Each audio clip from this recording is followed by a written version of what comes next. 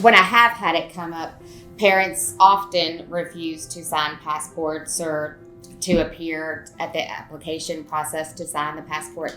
That's an easy one. We file a motion with the court asking the court to order the other parent to sign the passport, and they do it. There's very few reasons why the court would not allow a child to have a passport. Everyone has to have a passport to even go on a cruise now.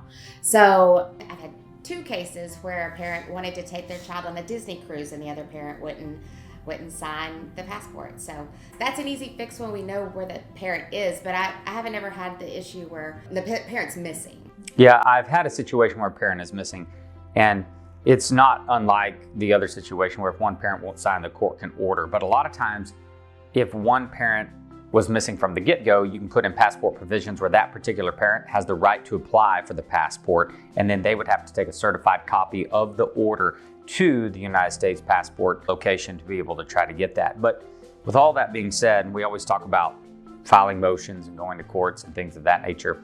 And being an attorney, it may sound obtuse for me to say this, but we want parties to get along, right? That doesn't mean that you're not going to use an attorney. Parties can get along, and they probably still need to utilize attorneys. Say, hey, look, we have this agreement, we want to do this, but we don't have the proper paperwork for us to get this done, for us to either sign this form.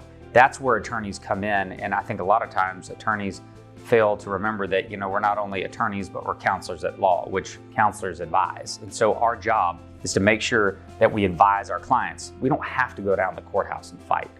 Going down to the courthouse and fighting means that somebody else is going to make the decision.